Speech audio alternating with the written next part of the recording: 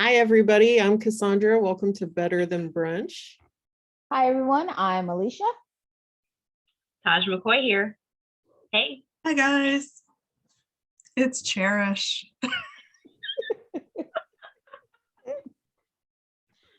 Welcome to Better Than Brunch. We are so happy to have you here. We're giving a shout out to Denise. She could not make it today, but she is here with us in spirit. So hello. And today it's super exciting because we are celebrating 2 new releases next week. Yay. First, we've got Taj on Tuesday with dun, dun, dun, dun. With Savvy Sheldon Feels Good as Hell. Turn it this way. There we go. And then we have Cherish, Reid. I'll Come Back for You by Cherish, Reid, March 24th. Yay. Oh, this is so exciting. You guys are release buddies. Weekly release buddies. We are. She's one of my Indeed. favorites. I'm excited to have our stuff that come out the same week. That's going to be fun. I know. Well, this is super exciting for Taj because this is like debut. You've got so much shit that you have to do like in the next few days. Tell us like where you're going and what you're doing and who you're seeing and all that.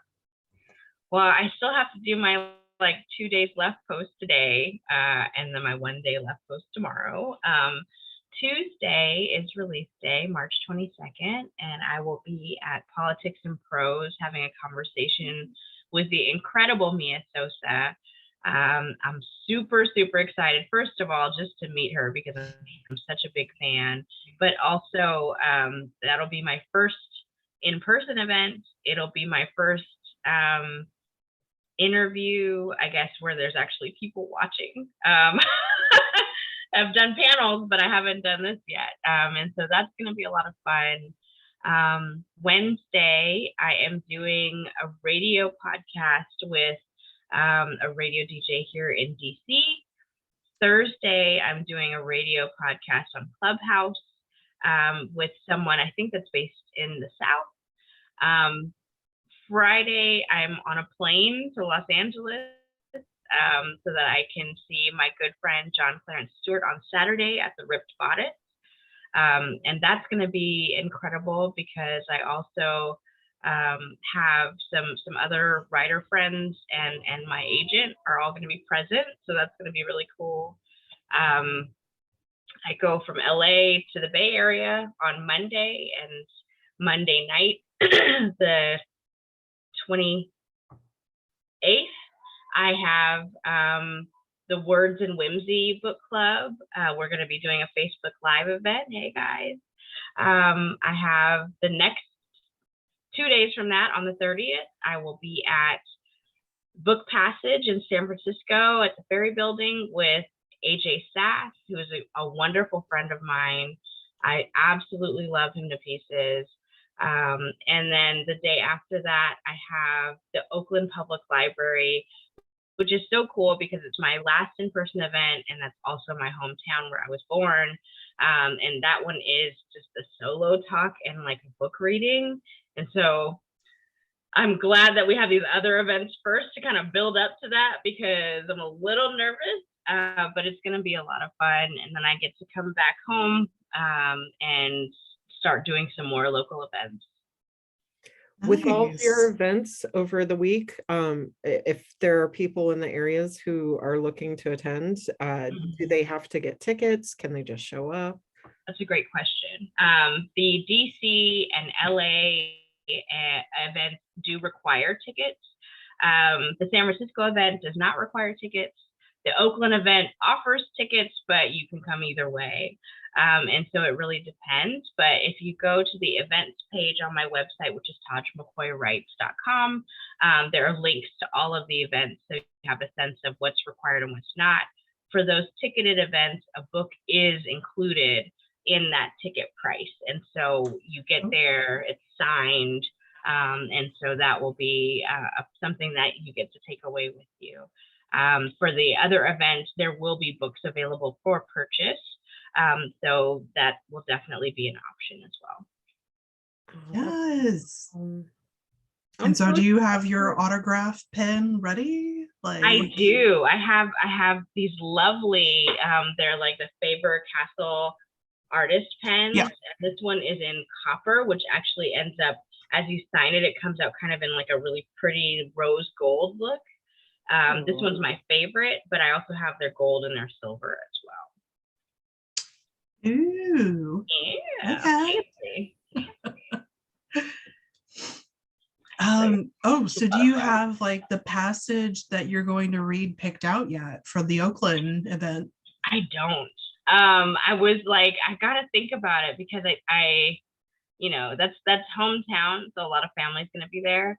It's not gonna be a sex scene because that was be like, hey uncle, and then she touched. No, we're not gonna do that. But I have a feeling that I either want it to be one of those moments where Savvy has like some really great introspective moments where she's kind of like taking stock of herself and what she thinks about herself. And so I might do one where like you can use two different scenes and see a progression over time, or I might do one that's just like really, really funny to help engage the folks that are in the audience before they have to ask questions. So I don't really know which way to go with that. I'm happy to receive some advice from my wonderful seasoned friends here. But yeah, like I don't know which way to go with that, honestly. I like your idea of showing like her outlook on life at one point and then, you know, at another point, seeing that growth. Okay. You could do that. Yeah, I've only done one or two other virtual like online readings myself, so it's hard. Yeah. Yeah. I mean, I was like, ooh, like that's the scary one because it's like I'm like reading to you, like what if I get tripped up on my words and then I sound like I can't read? Like you're like, we don't have some issues. You know? Like, I'm a little nervous. But you know, or like what if they just sit there and they're just like, and they don't laugh, but it's funny, or at least it's funny to me. Like I'm nervous. I'm nervous, you guys. Just think of it as you in front of the classroom again. True. You're the authority of your writing, so nobody's going to know it better than you. Plus, they actively came to come see you, so it's not like it's going to be a tough crowd. Like people are excited. So yeah, that's a good point. It's gonna be fun though. Like I didn't even know I was on the library's radar. They reached out to us. That one wasn't one of the ones that my team scheduled, and so I thought that was really cool just to have them reach out and to be in my hometown of all places. Like it always feels good to be home, and you know, just to be in that atmosphere and to feel seen by others in my own community. That's cool. Definitely. Yeah. That's what's up. Yeah. I like that. I love that So you get to do in-person events because it's been so long since people have been able to do that. So that's so exciting. You know, and it's so crazy because my books, my first two books sold in 2020, and you know that's when everything and this whole panini started, and all of our friends who were you know, debuting that year, Denise included, you know, like their in-person events everything ended up switching to virtual, and you know, like people are just now starting to come out of that and be able to do some in-person stuff, and it feels kind of weird because it feels like, you know, knowing that I think there's another variant now. Yep. Like it feels like I'm like right in that pocket before things close back down. And so it's a blessing to be able to have the experience of doing some in-person events. I've done some like virtual panels, and I think it's great that we have that opportunity, because then I think you can be more inclusive and bring more people into the event, but at the same time being able to like meet people and one-on-one and talk to them and have those experiences is really cool too. That's true. Definitely. Yeah.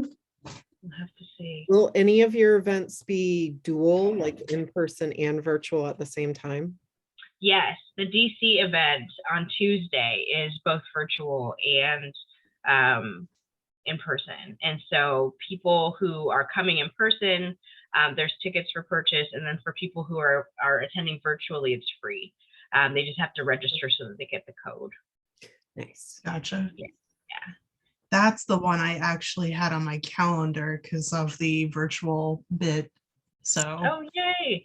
I don't know if we're going to be able to see the folks that are on the virtual thing and interact with them as well during the Q&A.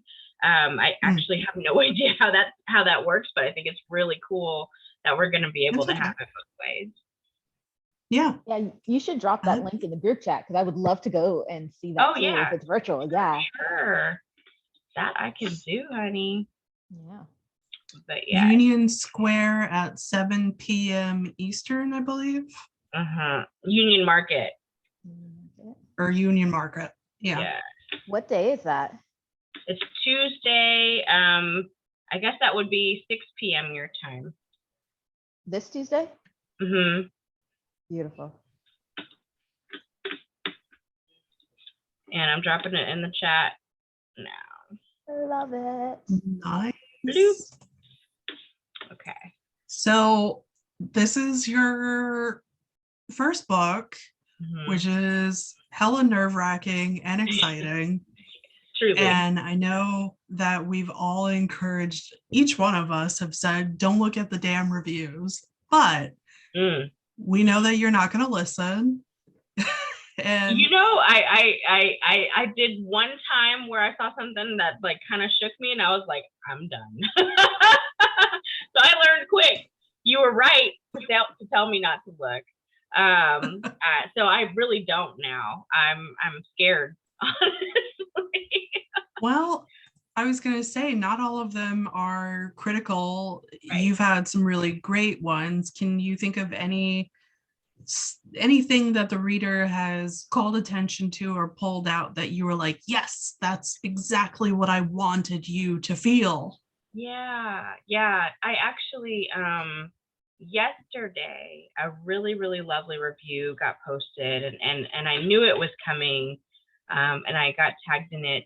It's by Nikita Haynes, who runs Right On Black Girl. And she was talking about just the intersectionality of Black women who are plus size, who are working in professional settings. And she felt seen. And that to me was like, okay, well, mission accomplished. But she was able to relate to Savvy in all of those ways and see her for, you know, like just trying to do all the things and trying to keep her head above water and trying to, you know, still, you know, manage image while still trying to be the workplace badass, while still trying to be in a relationship, and hanging on to it because you don't necessarily have confidence or you're working on that, or you have been kind of beaten down, you know, in terms of, you know, just your confidence level. And so just trying to find characters that represent those different parts of ourselves, as opposed to just kind of having to piecemeal characters together. I felt like that was just the best compliment for someone to be able to see it and to get it. Felt really good to me. Nice. Yeah. That's cool. I was a little teary. I'm not gonna lie.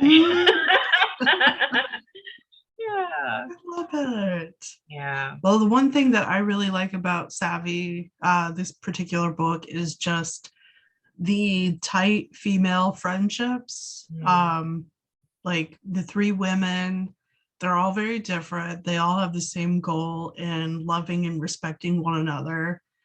Yeah. And when it comes to gathering around Savvy and a protective shield, they're like, whatever you want to do, we'll do it with you and support you. This is not just a you thing or a you project. we'll all be here for you. And that made me feel really good. You know, it's so funny because all of my friends, you know, I'm close to people, but we're all so far apart, you know, like Cherish is in Sweden, Cass is in the Pacific Northwest, you know, Alicia is in Chicago, Denise is in Nebraska. Iowa. Iowa. To me, they're the same place. I don't even, I can't even, I love you, Denise. I do, but they're the same place to me. I don't even know. But like, but like, I just, you know, like one of my best friends is in Florida, you know, like it's just, everybody's always so spread out. I envision having like that friend group that is in town with you, like that you grew up with, and maybe you moved away for a while, but you came back, and that friendship is still super close knit and tight, and just being able to like call on your girls and they can just show up, you know. Right.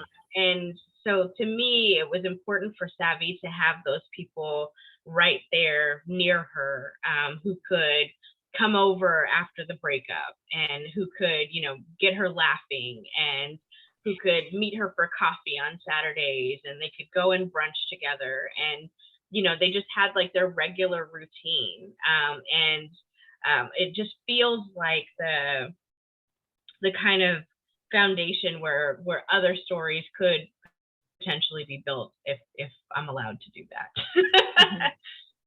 I mean, yeah, I hope so. You better. I hope so too. I hope so.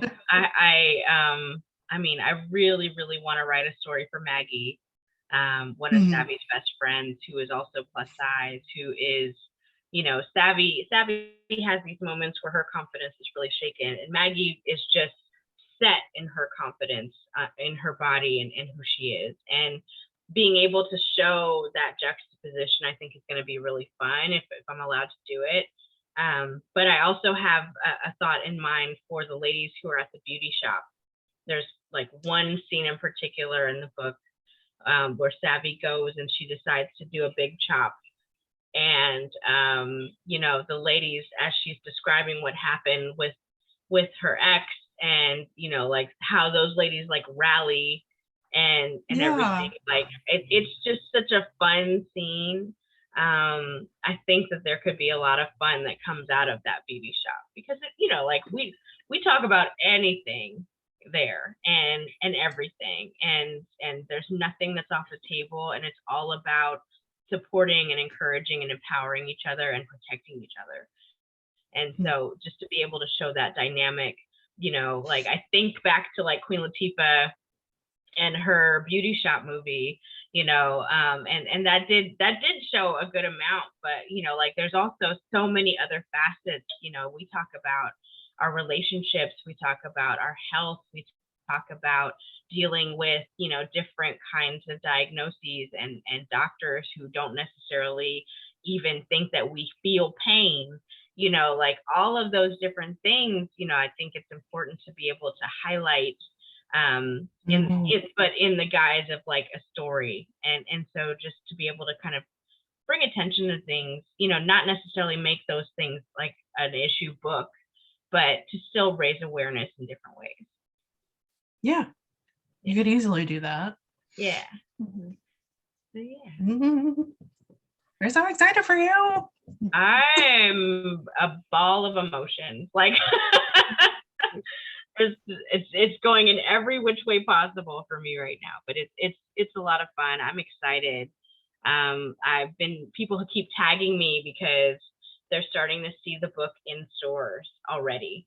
And so like I'm just like, oh my God, I don't know where this person is right now, but I know Barnes and Noble, some of them have it already, and some of them are already sending it out, and so people have been receiving it early, and I'm just, it's crazy Also, to think. When are we getting your cousin's like self-care package? Because I put in my order. Yeah. Oh, did you? Well, I mean, you will probably be the last one to receive yours because of your mailing system. Oh, I didn't order it for myself. I ordered it for my sister. Okay. I was gonna say, if it's coming to Sweden, you'll get it like in 3 months. But like, But yeah, so right as the books get released to her, she is going to start sending them out. She's already made the mugs and the candles and the bath bombs. And so the boxes are ready. She just needs to put the book in there and then they're ready to go. Nice. All right. Well, that's Ronnie's Christmas present. Ooh, she's going to get it early. She sure is. Oh, that's so nice. But yeah, like my cousin has this incredible candle store on Etsy. It's called Candles by Kira, Kira. And she decided to, or she agreed to kind of join with me on this venture. And so all of the pre-order swag, plus the book, plus a candle that she made that matches a scene in the book. There's a bathtub scene that's a little sexy, a little steamy. And so she did like a coconut milk and oat candle. She did a bath bomb, and then she took it upon herself to figure out how to make mugs. And so there's a mug with the Savvy cover on the front. And so she put that together, and it's on her website, and there's only a few left in stock, but people are still buying them, so it's cool. Nice. I can't wait to get mine. I'm gonna have my mug right next to her Christmas mug. Oh, I know. I'm excited to receive mine too. I'm just like, oh gosh, what are we gonna do? We're gonna fucking relax. That's Yeah. what. I mean, I hope so. At some point, I definitely need to schedule like a vacation. I just need to be near some water somewhere and not have anything to do but drink a little drink with a little umbrella in it and feel some breeze on my face and enjoy some sun. Yeah, you deserve it. You're worth it. Absolutely. So thank you, friend. Yes. We should really all do that soon. I mean, I'm going to Michigan next week to get away from the city. We're going to be right next to the water. We're bringing our little puppy, and we rented an Airbnb to just to not do. And I'm so excited. And I also think that we should all not do together one day. Yeah. Agreed. Ooh, agreed. I would love to not do with you. Mm-hmm. So. Oh, that would be fabulous. Yeah. Right? Just an idea, just a thought, just throwing that out into the ether, you know. Yes. Here for it. I'll take it. Mm-hmm. Yeah. Well, let's talk about your book, Cherish. Trying to play around with this light. I didn't want it so bright in my face. Your girl has entered into horror, and this is my first foray, and I'll come back for you. I made this cover, by the way, on Canva Pro. I don't know if you can see this spine, but this spine is everything. So yeah, I've written a horror romance or horror romance. We can call it that. Horror. About horror romance. A horror man. Hormones? Is it also considered paranormal? Yeah, pretty much, because I mean it's got ghosts or a ghost, and is that's what paranormal is. I mean, Yeah, right. You got spooky things. So it's a contemporary tale about two sisters who inherit their late grandmother's B&B in upstate New York. Our main character's sister is Whitney Beck. She has come from Miami, where the hotel that she was working for was destroyed in a hurricane. And so she's kind of dealing with a lot of that trauma, but she's also trying to bury it so that she can like start anew and, you know, take over her grandmother's legacy. Well, we all know what happens when you try to bury shit. It comes back in the form of a ghost. And her sister, Helen, who is the chef of the B&B, thinks that it's a good idea to just go ahead and call upon a reality television show called Ghost Punters, hosted by a man in his 60s who has like very Gary Busey energy. And he's like screaming at ghosts in people's homes and exorcising them. But the romance is that the lead camera operator is her former crush from like high school, Dion Grant, who has been working the reality TV show circuit for years in order to like get to his dream job, which is directing. And before he leaves this last episode of Ghost Punters, Whitney's home is the assignment. And so they are like thrust back together under this bullshit episode, which is getting rid of a ghost. And of course, since this is reality TV, everything is fake. Only this ghost is definitely not. And the crew has to figure out like, oh, how do we actually do this in real life? So that's that.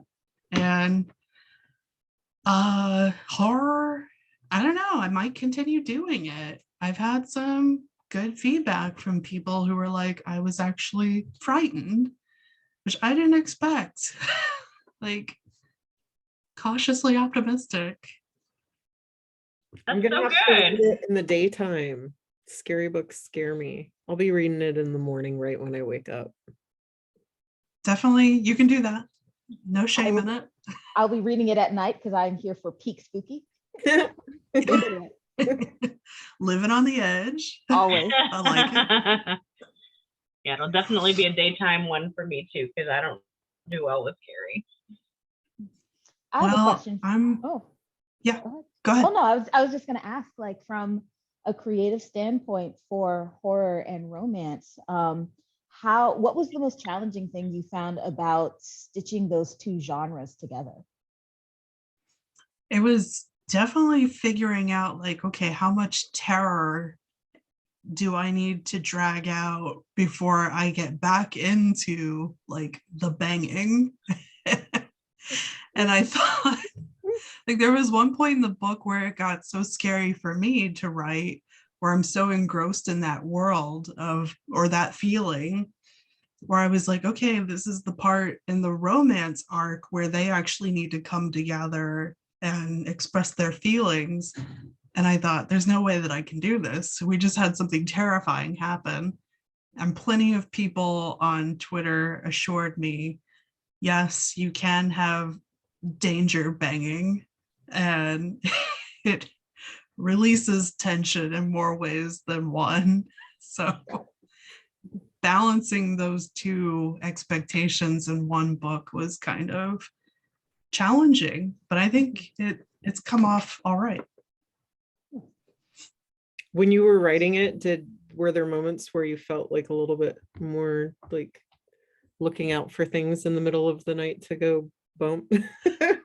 I'm looking at the window right now because it's open. Let me just shut it. Fair. It's kind of making me feel like I need to sage really quickly. And I don't want like nighttime bugs flying in either. But no, when we were having writing sprints amongst all of us, there were times when I was like really into it and also listening to like some spooky soundtrack, that when Denise, our time czar, was like, time's up, it scared the shit out of me. It's like, oh my God. Oh my goodness. So, I did take myself into dark places. Mm-hmm.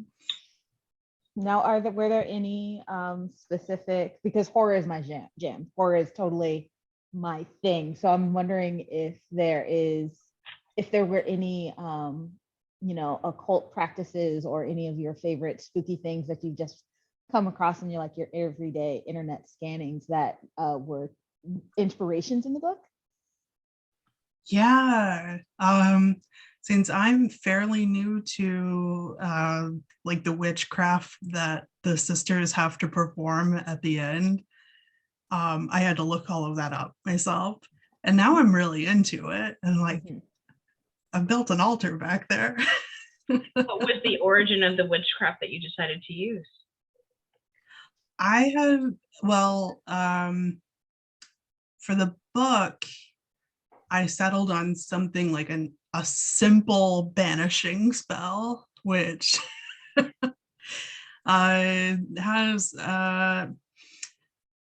like hints of voodoo as I understood it while I was writing. And now that I've been doing more research, I'm like, okay, there are some things that I could have expanded upon. I would say this is kind of white girl witch stuff. But yeah, I mean, to answer your question maybe further, Alicia, film has always influenced me, and I love haunted house stories. I just wanted to see Black folks in a haunted house setting that was maybe like not tied to slavery. Correct. Okay, yeah. Yep. So like a contemporary haunted house tale that like the ghost is somebody unfamiliar to them, has nothing to do with horrors of history, American history. But keeping the tone kind of light and at times humorous. It's actually really refreshing, because the amount of times where I've come across like, oh, look at this horror thing and it has Black people, and it's the same thing. Like it's like racial trauma. Like, yeah, this is my everyday life. So where's the escapism? So I appreciate that a lot. Okay. And those can be good stories. They're just not the one. That's not the one that I wanted to tell. So yeah, I appreciate it. Thank you. Yeah, no problem. If you continue on doing some more hormance, will it be set within like the same universal like group of people, or would you like go to different areas, different characters? I feel like this is a subgenre and potentially a genre that I would like to do more of. So I would like to do horror romance. I would probably have a sequel to this involving the other sister. But then one day I would like to really practice enough to write an actual horror, like straight horror novel. That would be so cool. Yeah, do it. But I gotta practice because it's like a lot easier to just sit up and watch movies and critique them or whatever than write the shit.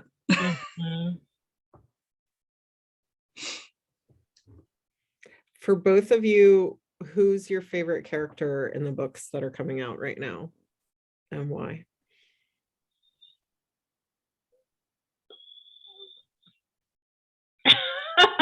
Tosh? I'll let you go first, Tosh. I mean, Savvy's an obvious answer. I would probably say besides Savvy, Joni Cotter is probably my next in line. She's based off of a real person. My friend Jen Cott. Like it was a fun thing for me to do because when I was writing this book, Jen was actually going through a really hard time, and it brought her some joy to read little passages of her character in this book, and how much like her this person is, although Joni Cotter is Black and Jen Cott is white.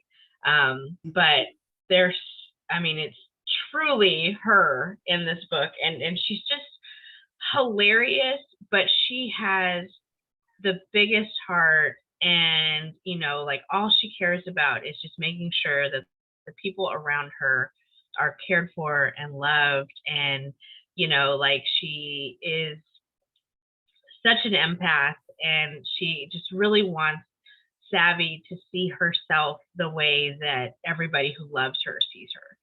And that really is her whole goal and mission through the book, even though like she ends up finding her own love in the story. She ends up falling for Savvy's tennis instructor, Beth, who is a sexy, androgynous, gorgeous thing herself. And, you know, I'm not going to give away, you know, where they go in that relationship, or where I see them going in what would potentially be Maggie's story, but you would get to see a continuance of those relationships there. And I love that for Joan. She's such an empath. She deserved to have her happy ending right along with Savvy. Plus their relationship as it builds in the book is so cute. Yeah, so cute. yeah. I like Joni too. Yeah, I was like, I really wanted her to have like a B plot kind of romance. And so like just kind of watching them develop and watching them, like, you know, there's funny moments where like, you know, Savvy is doing these tennis lessons, which, you know, her tennis coach is also a personal trainer, and so she's like trying to get in shape and do the thing or whatever. But you know, like Joan is super competitive, and Maggie's even worse competitively. But Joan jumps in because she's like, yo, your instructor is hot. Like, I just want to play so that I can get to know this chick, whatever. You know, I think at one point Joan takes a ball to the face and from one of the ball machines, you know. But it was because she wasn't paying attention because she was looking at Beth. And so, you know, it's just hilarious, but in the best way. So I had a lot of fun with Joan. I liked her a lot too.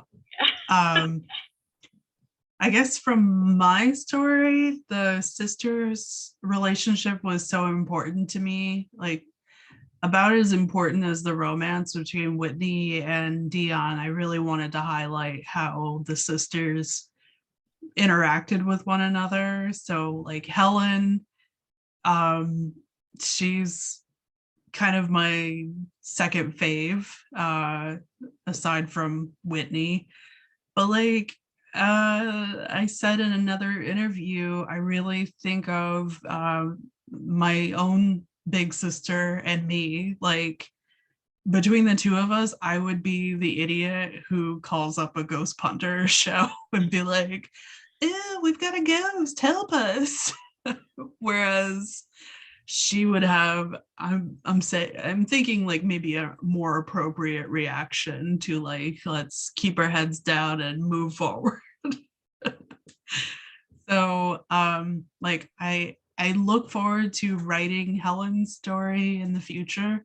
It might be a little down the line, but I don't know. I like the way those two play off of each other, just like, you know, opposites living and working in this house together and hopefully thriving. I mean, once they get rid of the ghosts, the phone starts ringing and people start booking, but like,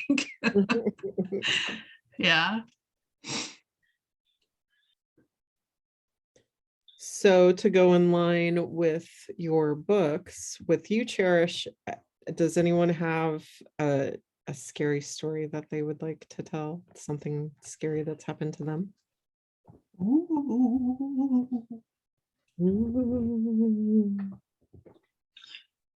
Well, I was sharing before we started recording, you know, I've had some experiences with like sleep paralysis, but I'm not always sure that it's actually sleep paralysis or if someone's there, something is there. I've had a couple of experiences where it's like I'll be asleep and I can feel a weight begin to push me down into like a mattress. I can hear voices like whispering in my ear. And it's very like tactile. I feel these things. And you know, like my go-to is always to pray, to kind of get out of it. And sometimes I'm able to, and sometimes I'm not. But it it feels like someone or something is there. It feels like there's something right next to me. And it only happened to me in 2 different locations. And when I moved out of those places, I never experienced it again. And so to me, it was like, and that wasn't even something I had ever subscribed to, or I didn't even know what sleep paralysis or any of that stuff was when that stuff was happening. And so it's not like I read it and then I was like dreaming about it. Like I didn't even know it existed. And so like, I was spooked because I was just like, who is this? And why are they doing this to me? And leave me alone. But it freaked me out quite a bit. And I was really, really glad that when I left those places, I didn't experience it again. Yeah. Yeah, I was also sharing before that I've had kind of a similar vein with Taj in an apartment that I lived in Chicago. When we first moved here, I've seen the tall hat man, just basically this kind of very tall creature being outlined, whatever, that appears to be wearing a very tall hat. And he's not malicious, but he does definitely just kind of stand there as if he's like observing. But there are other times where he's not there, and it does feel like there is something opposite of him. It has a very different presence and feeling, and it does feel malicious. It's not in the room, but it's like trying to cross that border, and it's really angry that it can't get in fully. And I would see like shadow people, things moving in the corner of my eye next to the bathroom, just very unsettling. But as soon as we moved out of that apartment, and nothing, never saw the tall hat man again, never felt the malicious presence, not once. So very, very scary, very creepy. Yeah. And like when I lived in middle of nowhere, Pennsylvania, in front of our house, there wasn't another house, it was just pure forest. So, and we're not, I don't come from a superstitious family, but I always knew, do not look out the window at night because something will look back at you. Like you can feel it and you know it. And I had a dream one time where I made the mistake in my dream to actually stare out the window, and I literally projected into that other space, and it was the worst dream I've ever had in my life. So when I woke up and like I basically felt myself like fall back into my bed, I'm just like, all the blinds are closed, I'm never looking out that window, nope, no. So yeah, you were like astral projecting, maybe. A little bit. What is it? Astrogliding? Yeah, astral projecting. Yeah, a little bit. Like it was very amorphous, but it was like this. It was like going through. So you kind of like I would see the sides of the trees. So, but like from that lower level, as if you're looking up at the trees. But the sky was this weird, swirling kind of situation. I can't even really describe it, but like you could also feel the eyes of whatever was in that forest watching you as you were getting sucked full. It was terrible, is all I'm going to say. So yeah, spooky things have happened, which is why I've always believed, I've always been a very scary child, if you will, to use the words of my family. And I'm like, yeah, for a reason. Cherish, astroglide is lube. I just looked it up. I knew that, and I was waiting to see if she was gonna expand on that a little bit, and I was just like, I was like, that's is up there gliding. Gliding, just not in the way that you would think. Astro projecting her body into the forest. What I was gonna ask was, since these were very like localized instances of sleep paralysis, did either of you ever like look up the history of those buildings that you lived in? The building that I lived in was fairly new. That's the thing. It was a 14-story, very solid concrete building. And like the thing is, at the time it was a 1-bedroom, so I shared the same room with my sister, and she never had experiences like that. It was just me. So I don't know. I don't know. Wow. Maybe you're touched. I Maybe don't wanna you're one be. of those. Okay. No, thank you. Like, no. I didn't. There were 2 different apartments where it happened for me. Both were in the LA area. But they weren't like near each other. They were probably like 30 miles away from each other. So I don't really know. It was really odd. One of them was like my first law school apartment. And it was in like an older neighborhood in Koreatown. And but that's where my law school was. And the other one was closer to where I went to college. And we didn't live there very long. And I think that like that was the first time I experienced it. And there, like, I don't even think I told anybody. I just assumed it was a bad dream, and that I wasn't actually experiencing what I thought I was experiencing. It happened a couple of times there. And then it was like when I went off to law school, that was where it was a lot more pronounced. And I was like, this is weird. Like, I really believe this is happening. I feel this happening, you know, like it's not just in my head. Like I'm different senses are being, you know, like kind of triggered. So it was, I don't ever want to experience that again. Ooh. Cass, what about you in the American Northwest? Any Sasquatch kind of things? But up here, I call out to him every once in a while. He never answers. No. Out here, no, but my parents, the house that they owned in Las Cruces, New Mexico, was well known for the ghost that lives there. Like even the realtor had told them about it, and everyone said she's very nice. She doesn't mess with anyone. And they experienced her a few times, like all of their cabinets being open when they, you know, like went to sleep with nothing open and them being open. I believe one of them like actually saw her, and then people that had spent the night at their house had been like, oh, we saw like this lady in one of your rooms, and they're like, no, you saw the ghost. I personally never experienced it, because most of the time in my head I'm going, I don't want to see anything. No. So maybe she left me alone. Also, I didn't actually get a chance to visit their house very often during that time. But they said that they never felt anything malicious the whole time that they lived there. And in fact, it was one of their favorite places to live. And then for me personally, the only thing close that I can think of was right after my boyfriend had passed away when I was 18. He passed away in Florida, and I had moved back to Las Vegas. He was supposed to move out to Las Vegas with me.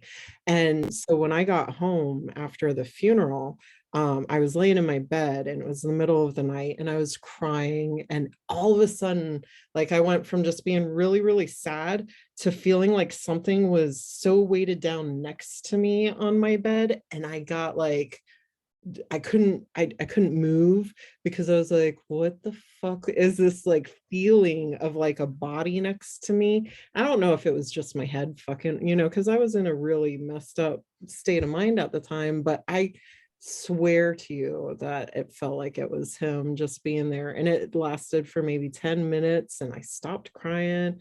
I felt very, very calm, but also a little bit like, what the fuck's going on? And I didn't want to move at all. And then all of a sudden I didn't feel anything anymore. So I don't know if I was just like, I don't know. It was the most unusual feeling I've ever experienced, but I could have sworn that there was something in the room with me, whether it was him, whether it was just me wishing it was him, you know, like I really, really don't know, but that's the closest that I've ever come to experiencing something like that. That actually makes me think of another one, because when I was in law school, my law school is one of the main buildings of the law school is a historical landmark. It's the old Bullock's Wilshire department store near downtown LA. And so like in that particular building, like there's like these old elevators where there used to have to be like the elevator operator person and everything. And certain elevators, like when you're going up them, they like shake really hard and you're like, what's happening? But everybody used to freak out on the 5th floor of that building. It was like, I think it was the second to the last floor, but it was the top floor that people had access to. And the 5th floor women's bathroom like was the creepiest place, because you would be in there, you would know that you're in there by yourself. And it was one of those where like all of the different fixtures had been automated. So like you'd be in one stall by yourself, nobody else is in the bathroom. Every single one of the toilets would flush. Some of the sinks would turn on by themselves. And like it used to freak me the fuck out. Like, because I was just like, hi, how you doing? And there was rumors that there was a ghost and that she was a little girl. No, I didn't know the story about her or anything, but what was crazy was security was like, she's real. We've seen her on tape. Like, and I was like, no, thank you.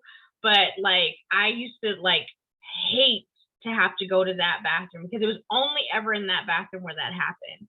But literally I would be in there and there's like probably 7 stalls. I might go to the middle one. Every single one around me would flush.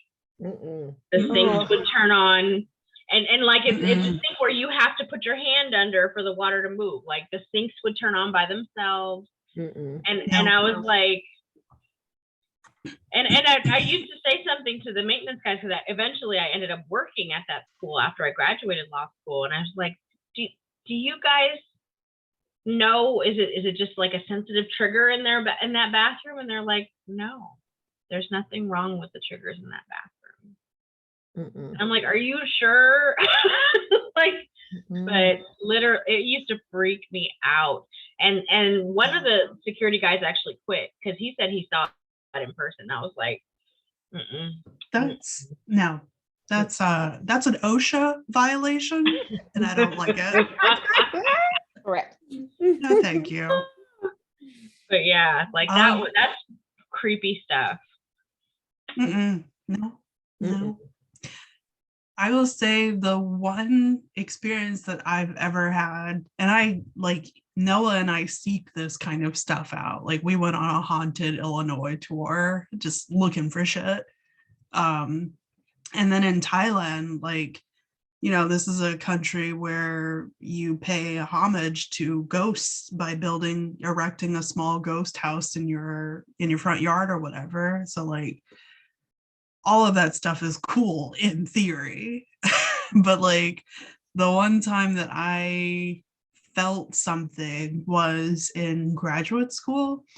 I wasn't working on my own campus. I was working on my husband's campus, which was a small liberal arts college, like a Franciscan Catholic institution. And the English department, or most of the humanities, was located in what used to be a nun's dormitory. So like each office would be like a small nun's bedroom. It used to be, at least, all converted to like offices. And Noah's office was located next to the bathroom. And it's not like an industrial kind of office space bathroom. It has like a shower in it because it used to be a living facility.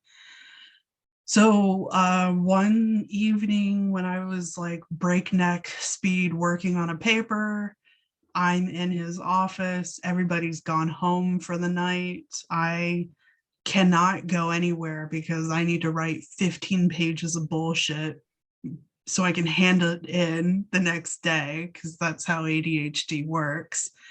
So I'm working like well into 11 p.m. midnight, and I hear knocking from the bathroom like next door. And I know for a fact that the building is empty because like security has already done their sweep. They've looked at me and they're like, "What are you still doing here?" And I'm like, I'm working a paper and it's grad school and I hate myself. And they were like, "Cool, lock up before you leave." So it would not surprise me if like the ghost of some nun, Franciscan nun, was like hanging out, taking a shower. I don't know. But like the knock of 3 is always sus to me, because like it could be the Holy Trinity, or it could be a bastardization of the Holy Trinity. And I don't want to find out which one it is. So I didn't do anything because I still needed to finish this paper. I was just like, whatever is in there is just going to have to wait because I'm going to fail this class if I don't finish this paper. So cry and write, bitch. Just cry and write. And then I called Noah and I was like, please pick me up. So yeah, that's really it. And but like I think the thread of what you guys were saying, especially Alicia, in the forest above your or past your house, not even looking out the window, is kind of one of the things that the sisters are dealing with. And I think I got this from Appalachian lore, is like, if you think you heard something in the forest, no, you didn't. No, you didn't. No, you didn't. And that was kind of the theme that I wanted throughout my book, was secrets in the family, trauma that we've experienced. No, you didn't. And that kind of shows up in the form of this ghost. And sometimes you have to face them on, like head on. Mm-hmm. And they do. And in turn, they have to like face down some of the issues that are going on in their own past, secrets in the family, things like that. But yeah, normally I'm like, if I heard something, no, I didn't. Yep. Yeah. Right. Yeah. We got to move on because it's almost nighttime here. And when you guys log off, I'm going to be left with the nighttime, not you. So we got to talk about something happy. Yes. Well, Taj, your book focuses a lot on food. What is your either favorite meal to cook or to have with the people you love most? Ooh, that's a good question. One of the dishes that is in Savvy that my family loves, and I don't do it often because it's not super healthy for you, but it's really yummy. It's the oxtail. So good, so unctuous, like so tender, and then you have those bones that you just want to suck all the marrow out of, and so good. But when I was a kid, it's getting expensive. They're very expensive. But there's some great Caribbean markets near me that have oxtails whole, and you can choose the thickness by which they slice them for you, and everything is great. Okay. But when I was a kid, there was a really wonderful Chinese restaurant in our neighborhood, and we used to go there maybe every other week or so, and we knew the owners, and they had this oxtail stew, and there was something about it that made me think that they might have had some ties to the Caribbean, because you know they were Chinese. Their Chinese food was wonderful. Their barbecue pork fried rice is one of my favorite things on the menu. But their oxtail stew was delicious. And there was something about it, you know, as I started to get really into cooking in my adult life, like I spent about 15 years trying to recreate that dish, because by the time I got to college, that restaurant had closed. And I used to crave those oxtails. And so like I would make it and make it and make it. And I finally figured it out about 15 years later. And I made the full thing. I made a huge pot of oxtail stew, and I made the barbecue pork fried rice, and I served it to my family. And they were like, it's like we're at that restaurant. Oh. And so to me, like being able to do that and to like kind of keep that memory from my childhood, like even just the flavors of it, is big to me. And so putting that particular dish into the story was a lot of fun, you know, because Maggie has her moment with the oxtail bones, and you know, the girls get to like kind of tease her for how hard she's going, but it's but it's, you know, it's just so comforting. And you know, like my mom, she's usually the one, she's like, when are you going to make oxtails? And you know, so I made them, even here being in DC, like my friends were hosting Thanksgiving, and so I bought like 15 pounds of oxtails and made this huge pot, and took it to their place. And it's just, it's to me, it's like love in a giant stock pot. And it's comforting, it's homey, it's warm, and it just makes you feel good. And so that's probably my favorite one. Nice. Yeah. I'm hungry. I now. would say for me, it's like Noah makes his chili like once a year. Yeah. And the chili is like the highlight of the fall season for me. And he takes a lot of great care, pains into prepping everything. It's like a whole science, it's a whole philosophy, it's a school of thought. And yeah, making chili, it pleases me obviously, but I think he gets a lot of joy out of it. And his family, I don't know, is kind of known for their chili, and so everybody, I think this is a Roderick man thing, but like everybody's got their own take on chili. And I don't know, I like his the best because he's putting interesting flavors in it, like a lot of curry powders and scotch bonnets, and so it's not like your average chili. She's not like the other girls. I love it.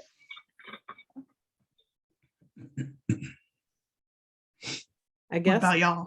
I guess for me, always in like right at the tail end of August, beginning of September is in New Mexico.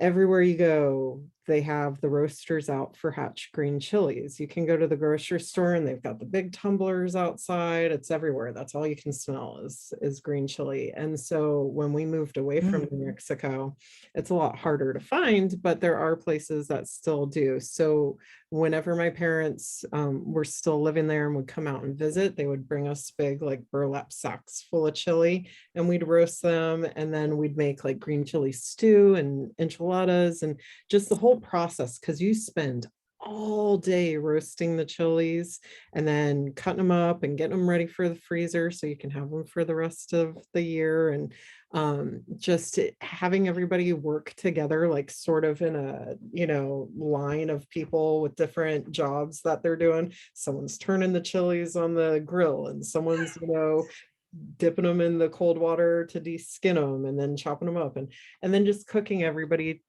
cooking together. That's like one of my favorite things to do with the family. That's like 3 generations working together doing it. And then I think my other, like probably on equal status with that, would be just like a full day spaghetti sauce, making it from scratch, and putting the meatballs in. My grandma and my great grandma, they always liked to not cook the meatballs in the oven first. You would make them and then you put them right in the sauce and let them cook all day long, and just doing stuff with that, because it just reminds me of them. And they're gone now, but when you make the sauce, it almost feels like they're still around. So, Yeah. Right. I love that. That's true. Yeah. I love hatch chilies. I make a white bean and chicken chili with tons of hatch chilies in it. It's so good.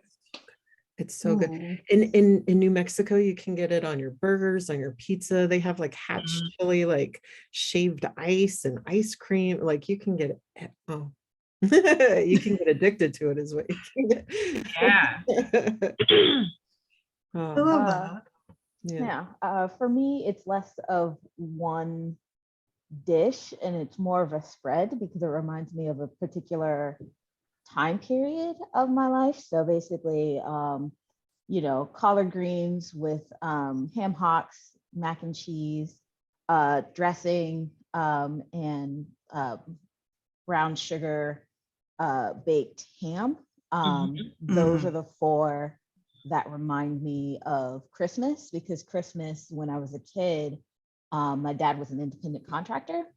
And so he would only be able to come back from Afghanistan during Christmas. And so it was one of the few times where they're divorced now, but it was one of the few times where my parents were together and they were like happy and they weren't fighting. And then like my sister would be in the kitchen cooking up a storm, and then I would be putting up the Christmas tree, and we would have Nat King Cole's Christmas album playing, and you just have all of these smells mixing in the living room and in the kitchen. And then Dad would try and like come in and sneak a piece of ham, and Ashley would chase him out with a wooden spoon, and Mom would also be like, "You're distracted by your father, mine." And so it was just this kind of like, it was kind of like this beautiful dance. And then like Mom would be wrapping presents, and like it just reminds, like those four dishes when cooking all together just reminds me of when I was 16 and our family was like still together in our family home. So I love that. I love that too. I love how makes food can do sense. that, is just bring back those memories and that feeling. Yeah. Oh, good times. I love that. Well, I think that's a better note to end on than scary shit. Definitely. Are we feeling okay about this episode? Yeah, I love this episode. I love it too. Yeah. So Taj, your book comes out on Tuesday. Cherish, yours on Thursday. People can get them everywhere. Everywhere. Pretty much. I can say though that you can only get print on Amazon. So, but everywhere else you can get the ebook. Well, I hope that you both have the best release week ever. I'm going to be cheering you both on. One day we're going to be able to be in person and do celebration. Nothing. Everybody, Nothing. Do nothing while celebrating everything. Yes. Yeah. That will be a wonderful day. Hopefully there's a pool or a beach nearby, and we just make drinks, and I'll make food, and we'll just chill out. Yeah, that sounds awesome. I'll kick in some money for the oxtails. So will I. Absolutely. Yeah. I may not be able to cook, but I can supply That's all monetary right. funds. That's all right. Definitely. I got that. Well, everyone, make sure that you pre-order. You can still pre-order. You have up until Monday night to pre-order, probably. Yeah. And you still have some of your boxes left, and that's through Etsy, right? Through Etsy. If you go either on my Twitter or my Instagram pages, my link tree has a link directly to the self-care boxes, the books, the events, all the things. Awesome. Yay. Oh, I'm so happy for you guys. Thank you all for tuning in again and celebrating with us. Oh, before I forget, if you are watching and you want some free books, we are giving away 2 of Cherish's and 2 of Taj's. And all you need to do is tell us what should we tell them so we know that they know. Leave a Oh, comment. geez. Leave a comment on the Better Than Brunch thing that we advertise. saying- YouTube. or on YouTube. I would say like their favorite food or their favorite Yeah. spooky story. There we go. Yeah, either Okay. one. There we go. You leave us that That's true. comment. The books are yours. You get one of each. Okay. So, yep. So yeah. Right on. Yeah, All right. that'll be exciting. What a fun giveaway. Definitely. Well, it Thank was you, good as Cass. always, and we will be seeing you soon, hopefully. Until then, have a wonderful almost spring. Yeah. Is Bye. it tomorrow? Is it It should tomorrow? be tomorrow. It should be tomorrow. Yeah. Well, then, yeah, 21st. have a wonderful spring. Yay. Bye. Bye.